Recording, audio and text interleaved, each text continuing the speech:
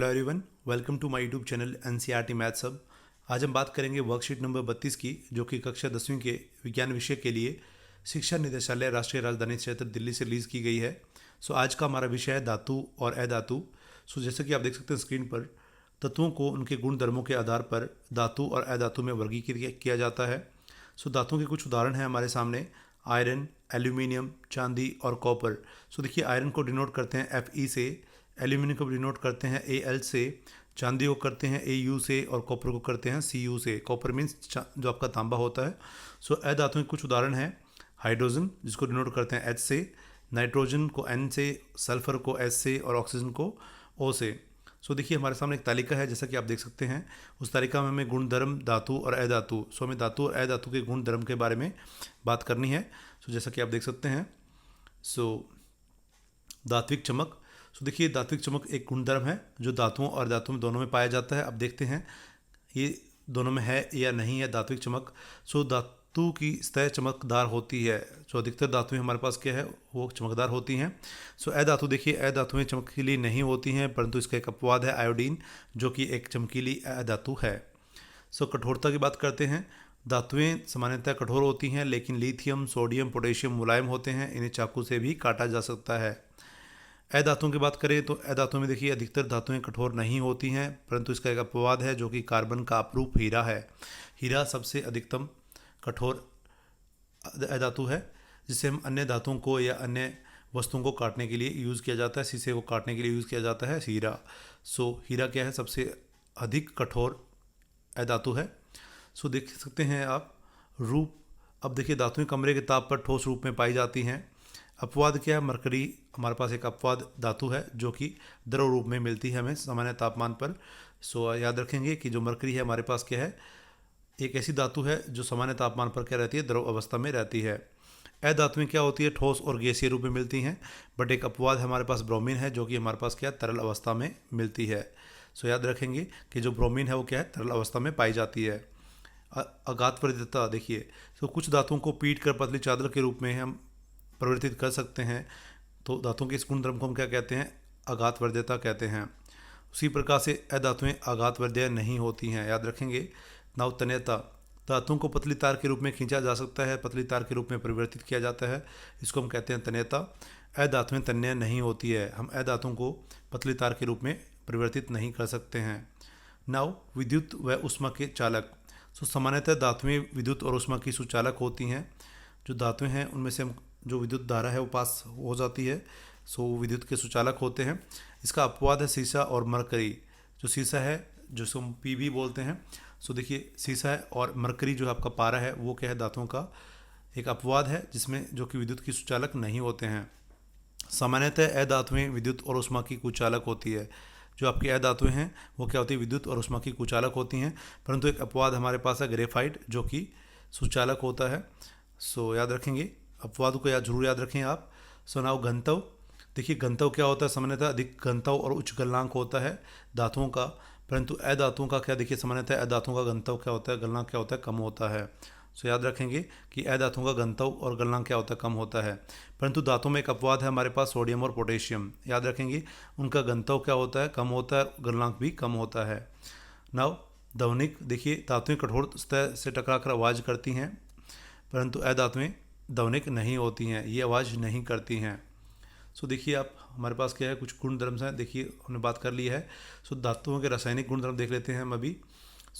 वायु के साथ अभिक्रिया, देखिए जरा, रासायनिक अभिक्रिया हम पढ़ रहे हैं। धातुएं ऑक्साइड के साथ अभिक्रिया करके क्या बनाती हैं, धातु ऑक्साइड बनाती है। धातु ऑक्सीजन के साथ रिएक्शन करके क्या बनाएगी, धातु ऑक्साइड बनाएगी। उदाहरण देख सकते हैं, धातु हमारे पास कॉपर है, ऑक्सीजन के साथ रिएक्शन करके क्या बना रहा है, copper oxide, that is 2QO, 2CuO। देखिए, आप देख सकते हैं, 2 आपको बैलेंस करने के लिए समीकरण को, 2C जमा O2 क्या मिल जाता है हमें, 2CO। उसी प्रकार से देखते हैं, एल्यूमिनियम ऑक्साइड मिलकर एल्यूमिनियम ऑक्साइड बना रहे हैं। आप देख सकते हैं, 4Al + 3O2 एंड हमें मिल जाता है aluminium oxide, that is 2Al2O3। धातुएं ऑक्सीजन के साथ अलग अलग तरह से अभिक्रिया दिखाती हैं। सोडियम और पोटेशियम, देखिए, सोडियम को डिनोट करते हैं Na से और पोटेशियम को डिनोट करते हैं हम K से। याद रखेंगे, सोडियम के लिए Na और पोटेशियम के लिए K। सोडियम और पोटेशियम वायु में आकस्मिक आग पकड़ लेते हैं जिसे रोकने के लिए इन्हें केरोसिन तेल में डुबोकर रखा जाता है। मैग्नीशियम, एल्यूमिनियम, जिंक और लेड, देखिए पीबी आपका लेड, जिसको सीसा बोलते हैं हम, वायु के साथ अभिक्रिया करते हैं, धीरे अभिक्रिया करते हैं। इन तत्वों पर ऑक्साइड की परत चढ़ जाती है। आयरन वायु में गर्म करने पर प्रज्वलित नहीं होता है, लेकिन ज्वाला में लोह चूर्ण डालने पर वह तेजी से जलने लगता है। कॉपर भी प्रज्वलित नहीं होता है, लेकिन उस पर काले रंग की एक पेरोक्साइड की परत चढ़ जाती है। देखिए तांबे पर आप देख सकते हैं घर में जो तांबे के बर्तन होते हैं उस पर एक काले रंग की एक ऑक्साइड एक परत चढ़ जाती है, तो जिसको बोलते हैं पेरोक्साइड परत।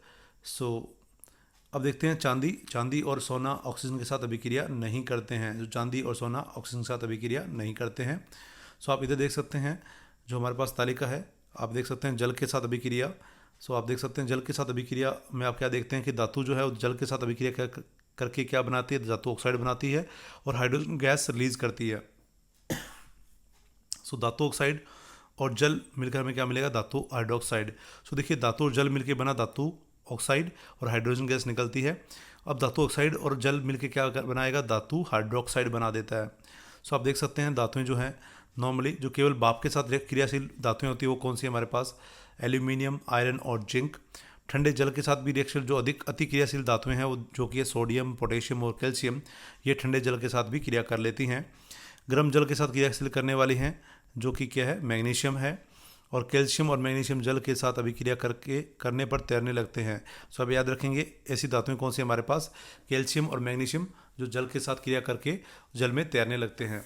सो नाउ जल के साथ अभिक्रिया जो नहीं करते हैं वो आप देख सकते हैं। जल के साथ अभिक्रिया नहीं करने वाली धातुएं कौन सी है, लेड, कॉपर, सिल्वर और गोल्ड, जो कि Au आपका गोल्ड है। सो आप देखते हैं 2Na + 2H2O हमें क्या मिल जाता है, सोडियम है ये, सोडियम और वाटर जो आपकी रिएक्शन करेगा, पानी के साथ रिएक्शन करेगा तो हमें क्या मिलेगा, सोडियम हाइड्रोक्साइड। सो 2NaOH plus hydrogen gas release हो जाती है और ऊष्मा एनर्जी भी निकलती है, आपकी ऊष्मा भी निकलती है। सो आप देखते हैं मैग्नीशियम। अब मैग्नीशियम क्या, गर्म पानी के साथ रिएक्शन करेगा 2H2O तो हमें मिलेगा मैग्नीशियम हाइड्रोक्साइड MgOH2 + H2। अब देखिए एल्यूमिनियम है तो 2Al, ये वाटर के साथ रिएक्शन करता है, पानी के साथ रिएक्शन करेगा तो 2Al + 3H2O, सो मिलेगा हमें aluminium oxide, that is Al2O3 + 3H2। सो हमें मिल जाता है एल्यूमिनियम ऑक्साइड और हाइड्रोजन गैस रिलीज हो जाती है, उसमें निकल जाती है, तो हमें यहाँ मिलेगी हाइड्रोजन गैस। सो ये आपके सामने थे उदाहरण। सो अब देखते हैं उभयधर्मी ऑक्साइड कि उभयधर्मी ऑक्साइड क्या होते हैं। सो वे धातु ऑक्साइड जो अम्ल तथा क्षार दोनों से अभिक्रिया करते हैं तथा लवण और जल उत्पन्न करते हैं। तो जिंक ऑक्साइड और एल्यूमिनियम ऑक्साइड आपके सामने उदाहरण है। सो आप देख सकते हैं aluminium oxide that is Al2O3 + 6HCl, सो हमें मिल जाता है aluminium chloride that is 2AlCl3 + H2O और पानी मिल जाता है। उसी प्रकार से देखते हैं एल्यूमिनियम ऑक्साइड और सोडियम हाइड्रोक्साइड क्रिया करके हमें क्या मिल जाता है, सोडियम एल्यूमिनेट। याद रखेंगे ये आपके लिए इंपॉर्टेंट अभिक्रिया है, sodium aluminate 2NaAlO2, sodium aluminate, और हमें क्या मिलता है, पानी मिल जाता है। सो देखिए हमें अब अभ्यास के लिए कुछ प्रश्न दिए गए हैं, सो हम बढ़ते हैं आगे इनके हल के लिए। जैसा कि आप देख सकते हैं स्क्रीन पर, पहला प्रश्न हमारे लिए क्या है, ऐसी धातु का नाम बताएं जो कमरे के ताप पर द्रव अवस्था में होती है। सो ऐसी धातु कौन सी पढ़ी हमने, मरकरी और पारा। सो पारा धातु क्या है, कमरे के ताप पर द्रव अवस्था में पाई जाती है।